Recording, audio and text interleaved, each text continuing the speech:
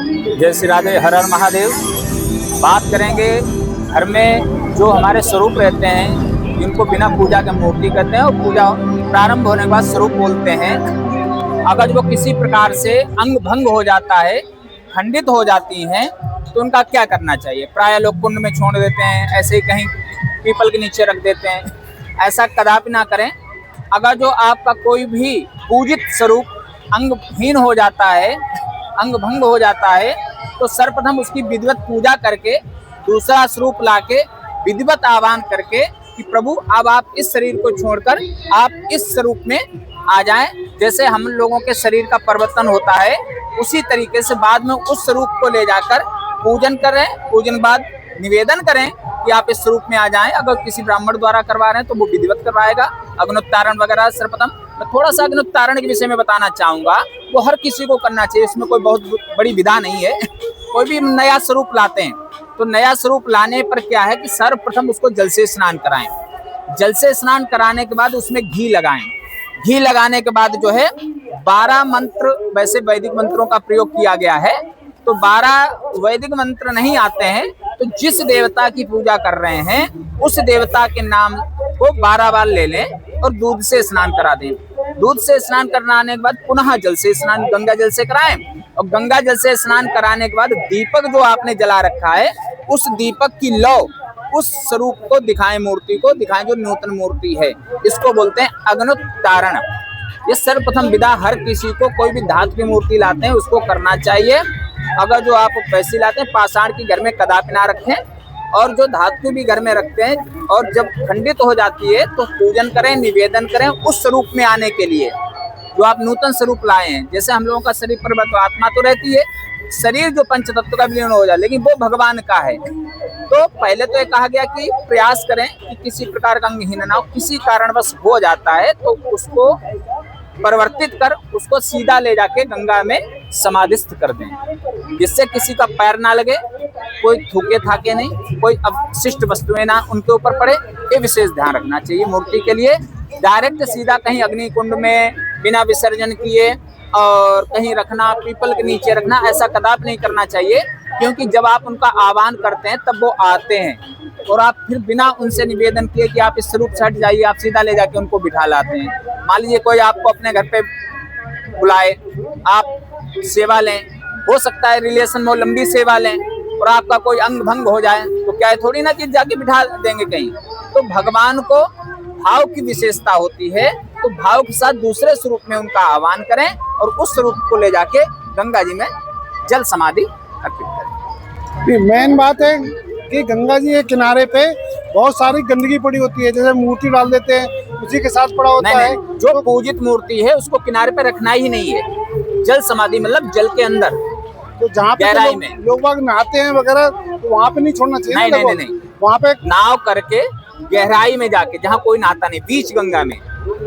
तो जो पूजन की सामग्री वगैरह होती है लोग बाग लेके आते हैं, मालाएं लेके आते हैं, इनका क्या करना चाहिए? और देखा गंदगी पॉलिथीन सारी गंगा जी किनारे मिलेगी, उसका क्या होता है? जो सामग्री लेके आते हैं तो सामग्री में ये देखना होता है क्या क्या लाते हैं। अब जैसे हमारी बात की जाए तो हम पूरे साल में एक सिक्का नहीं चढ़ाते हैं। कार्तिक पूर्णिमा पे तांबे के सर्प बनवा के उनका पूजन करवा के गंगा में प्रवाहित करते हैं। 2 से 2.5 किलो तांबा प्रतिवर्ष जाता है। 1100 संस्था की तरफ श्री कैलाश सेवा संस्थान की ओर से, और 1100 कोई फिर उसके बाद 2 लाता, कोई 4 लाता, इस तरीके से 2 से 2.5 किलो हो जाता है जो गंगा किनारे सामग्री है।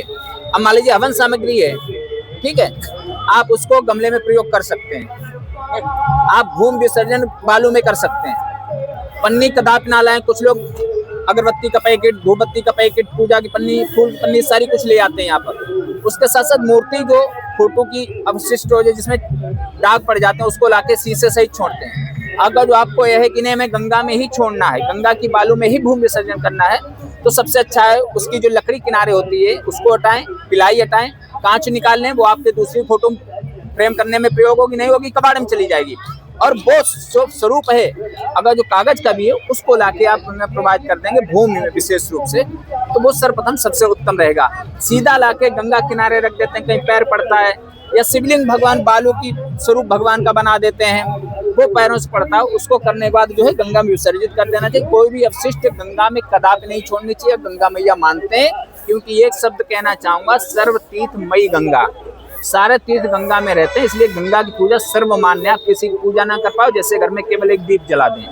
तो कदापि भी अवशिष्ट वस्तुएं जो कि गंगा को दूषित करती हैं, स्नान में लगता है पैर पड़ता है, जैसे आपने पैर पड़ने की बात की, तो वहां पे हम बताना चाहेंगे कि श्रावण जैसे भी आएगा 1 महीने बाद, तो श्रावण व्यक्ति क्या करता है, मंदिर जाता है कि हमें शंकर जी पे जल चढ़ाना है, पर जल चढ़ाने के मानसिकता को लेकर भूल जाता है कि हमारे पैरों से क्या क्या पड़ रहा है।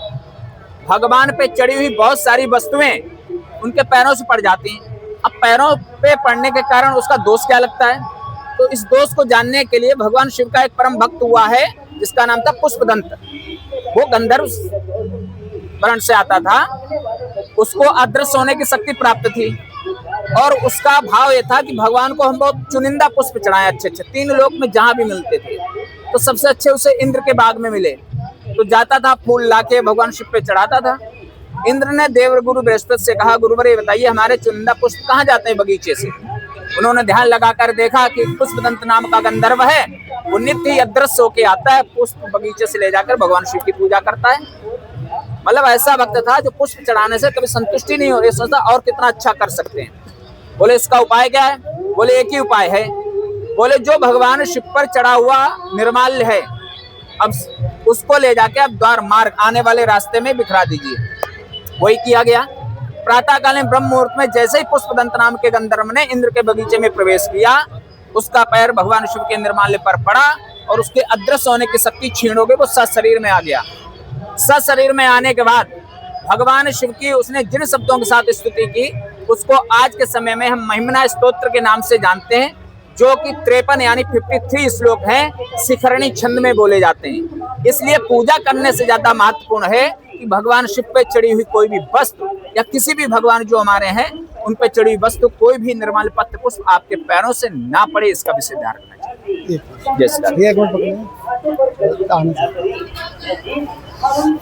तो दोस्तों, पंडित जी ने बताया है कि गंगा जी के किनारे जो आप प्रदूषण कर रहे हैं, मोमिया पॉलीथीन वगैरह सब डाल रहे हैं आप, वो कदापि ना डालें। और खासकर शिवलिंग बना देते हैं, कोई चीजें बना देते हैं आप, तो उनको बनाने के बाद में, पूजा करने के बाद में वापिस गंगा जी में ही विसर्जित करना है। और खासकर पॉलीथीन वगैरह जितना भी फूल सामग्री वगैरह जो आप लेके आते हैं, उनको विसर्जन करने से अच्छा है जहाँ पर घाट है उनसे दूर, जहाँ पे गंगा जी हैं, वो बालू में अंदर से गाड़ के प्रॉपर उनको सही तरह से अंदर कर दें, ताकि जो पैरों के नीचे ना आए। जी पंडित जी, यही बात है ना? जी बिल्कुल जी, धन्यवाद। बहुत बहुत धन्यवाद। जय जय श्री राधे।